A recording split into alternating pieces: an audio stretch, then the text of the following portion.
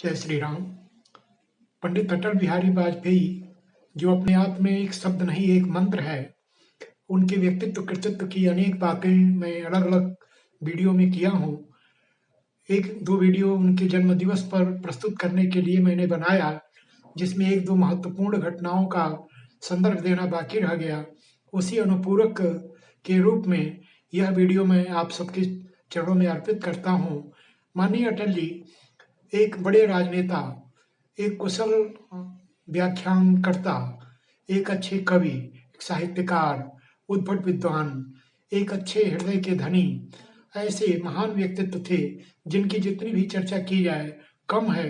यद्यपि आज हमारे भारत के प्रधानमंत्री माननीय नरेंद्र मोदी जी के भीतर भी वे सारे गुण हैं, लेकिन जब बात आती है तो पहले अटल जी को सम्मान देना हम सबका धर्म बनता है, जिनकी वक्तृता को सदन में बड़े तल्लीनता से सुना जाता।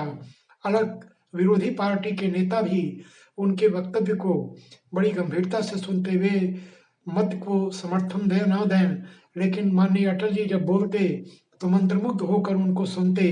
यह सदन का एक व्याकरण होता।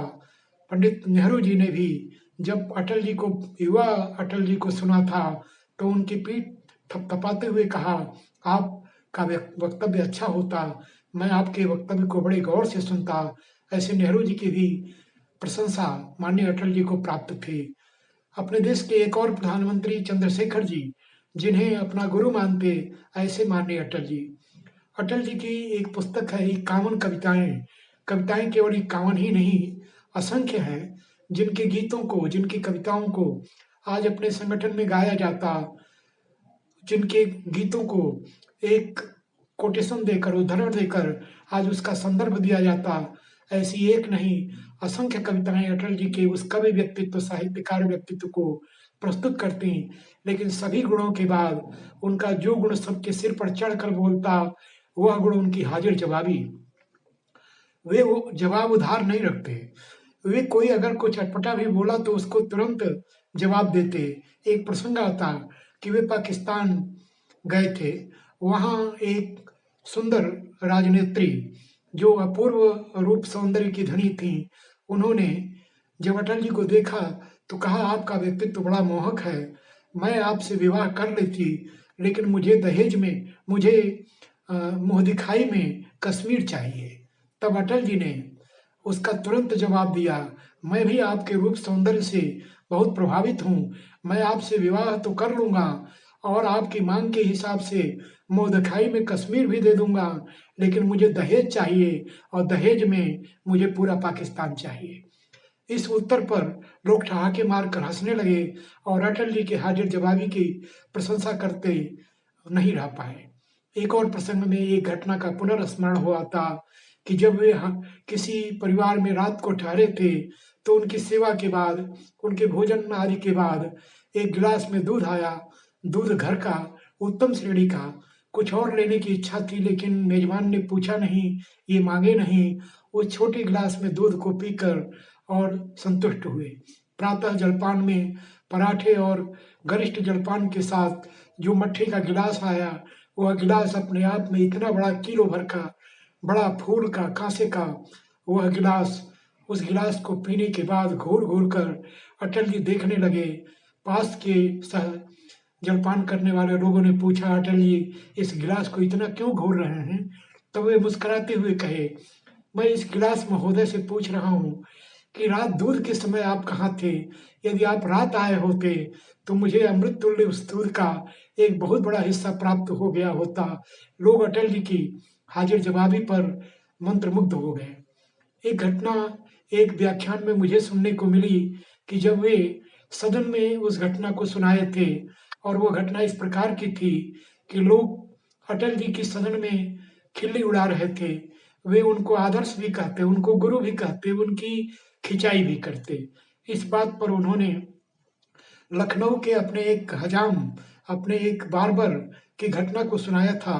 उन्होंने इस प्रकार इस घटना का उल्लेख किया कि मैं लखनऊ में कई स्थानों पर अपना निवास बदला, लेकिन नाई कभी नहीं बदला। एक नाई जो राजेंद्र नगर में एक गुमटी में, गुमटी भी पूरी नहीं थी, 3 पाए थे, चौथे को ईंट लगाकर खड़ा किया था। उस गुमटी में अकेले दिन भर बैठकर एक अखबार को लगभग पहली पंक्ति से अंतिम पंक्ति तक वह लगातार पढ़ लेता।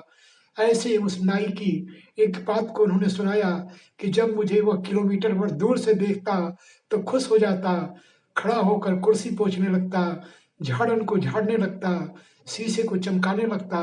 और इस प्रकार जब गुमटी तक अटल जी पहुंच जाते तो बड़े सम्मान के साथ वहां लखनवी अंदाज में नवाबी ठाट से कहता, आइए हुजूर, और बुलाकर उस 3 पाए की कुर्सी पर उन्हें विराजमान करता और बैठकर तब दौड़ शुरू होते।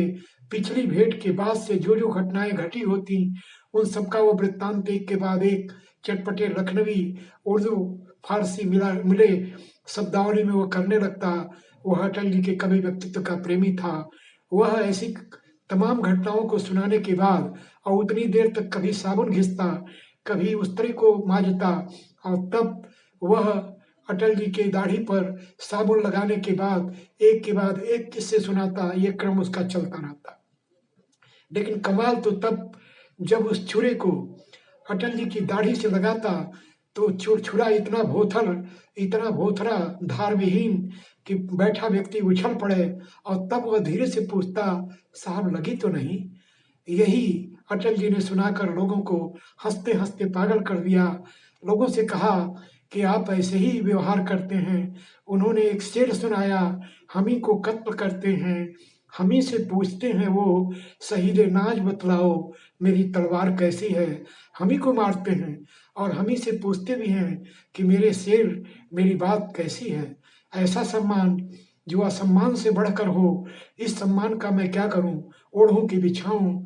और इस कारण अटल जी जब तक सदन में रहे, जब तक प्रधानमंत्री रहे, सबके लिए वरणे रहे, स्वीकार्य रहे।